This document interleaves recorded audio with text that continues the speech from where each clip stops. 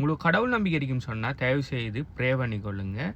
எந்த காரணத்தை கொண்டும் போலீஸ்கிட்ட டிக்கெட் வாங்கிடக்கூடாதுன்னு சொல்லி. நீங்கள் ஒன்டேரியோவில் கார் வச்சிருக்கீங்கன்னு சொன்னால் கரெக்டாக இந்த வீடியோ பாருங்கள். நிறைய பேருக்கு இது சம்மந்தமான ஒரு ஐடியாவே இல்லை. நிறைய பேர் இந்த போலீஸ்கிட்ட இந்த டிக்கெட் எடுக்கிற இந்த கன்விக்ஷனை சிம்பிளாக எடுத்துகிட்டு இருக்கீங்க. ஆனால் இன்சூரன்ஸ் வேர்ல்டில் அது ஒரு சின்ன ஒரு பிரச்சனை இல்லை. இது இப்போ தேவைப்படாட்டியும் ஃபியூச்சரில் தேவைப்படும். ஸோ இந்த வீடியோவை சேவ் பண்ணி வச்சுக்கொள்ளுங்க. இன்றைக்கி நம்ம இன்சூரன்ஸில் இருக்கிற கன்விக்ஷனுங்கிற போலீஸால் கொடுக்கப்படுற டிக்கெட்டை பற்றி தான் பார்க்க போகிறோம். நான் லைசன்ஸ் இன்சூரன்ஸ் புரோக்கர் இன் ஒன்டாரியோ. நான் இது ஸ்டார்ட் பண்ணி இன்னும் 1 month கூட ஆகல.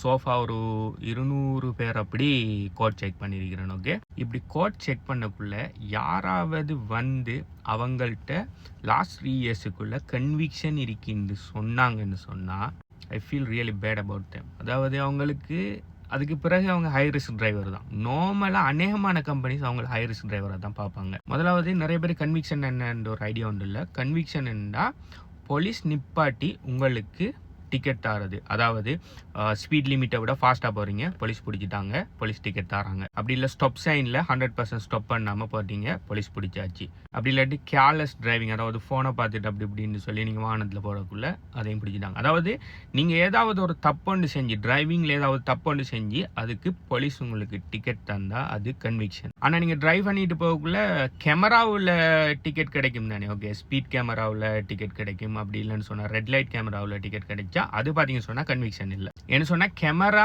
கேப்சர் பண்ணக்குள்ள உங்களோட காரை தான் கேப்சர் பண்ணுமே தவிர அதை யார் டிரைவ் பண்ணிட்டு போனாங்கங்கிறது கேப்சர் பண்ணாது. உதாரணத்துக்கு உங்களோட ஃப்ரெண்டு கிட்ட நீங்கள் உங்களோட காரை கொடுத்து உங்களோட ஃப்ரெண்ட் டிரைவ் பண்ணிட்டு போகக்குள்ள டிக்கெட் கிடைக்குது, ரைட்? அப்போ அது உங்களோட டிரைவிங் ரெக்கார்டில் வராது. அதே மாதிரி உங்களுக்கு பார்க்கிங் டிக்கெட் கிடைக்குது, ராங்கான இடத்துல பார்க் பண்ணிட்டீங்க, பார்க்கிங் டிக்கெட் கிடைக்குது. இதெல்லாம் ஒரு பிரச்சனை இல்லை. ஓகே, இது கன்விக்ஷனுக்குள்ளே வராது. அதாவது இன்சூரன்ஸ் பாயிண்ட் ஆஃப் வியூவில் இதெல்லாம் பிரச்சனை இல்லை. ஆனால் நீங்கள் டிரைவ் பண்ணிட்டு போகக்குள்ள உங்களை போலீஸ் நிப்பாட்டி நீங்கள் செஞ்ச ஒரு மிஸ்டேக்குக்காக ஒரு டிக்கெட் தருவார்னு சொன்னால் அது கன்விக்ஷன். இப்போ நார்மலாக நான் இது எங்களோட கோட்டிங் சாஃப்ட்வேரில் வர டீட்டெயில்ஸை போடக்குள்ள அவங்களுக்கு கன்விக்ஷன் இருக்குன்னு சொல்லி நான் இன்புட் பண்ணுவேன்னு சொன்னால் அவங்களுக்கு ரெகுலராக இன்சூரன்ஸ் ப்ரொவைட் பண்ணுற நார்மல் கம்பெனிஸ் இன்சூரன்ஸ் ப்ரொவைட் பண்ண மாட்டாங்க. அவங்களுக்கு இன்சூரன்ஸ் பார்த்தீங்கன்னு சொன்னால் ஹை ரிஸ்க் இன்சூரன்ஸ் ப்ரொவைட் பண்ணுற இன்சூரன்ஸ் கம்பெனிஸ் தான் அவங்கள ஹை ரிஸ்க் டிரைவராக கன்சிடர் பண்ணி இன்சூரன்ஸ் ரேட்டிங் தருவாங்க. அதுலேயும் 1000 ரூல்ஸ் அதுக்கு அண்டர் ரைட்டர்கிட்ட போய் அப்ரூவல் எல்லாம் எடுக்கிற மாதிரி தான் அந்த இன்சூரன்ஸ் வரும். டிரெக்டாக பைண்ட் பண்ணுற மாதிரி வராது. அப்படி வந்தாலும் உங்களோட ப்ரீமியம் பார்த்தீங்கன்னு சொன்னால் நீங்கள் நார்மலாக உங்களோட அதே காருக்கு உங்களோட அதே மாதிரி உங்களோட கன்விக்ஷனுக்கு முன்னுக்கு நீங்கள் என்ன பே பண்ணிட்டு இருந்தீங்களோ அது டபுள் மடங்கு அப்படி இல்லாட்டி 3 மடங்கு பேமெண்ட்டோட உங்களுக்கு வந்து சேரும். லைக் சிம்பிளாக $1000 $1200 எல்லாம் மந்த்லி ப்ரீமியம் வர மாதிரி உங்களுக்கு வந்து சேரும். ஸோ அதனால் நான் சொன்னேன், உங்களுக்கு கடவுள் நம்பிக்கை இருக்குன்னு சொன்னால் ப்ரே பண்ணிக்கொள்ளுங்க.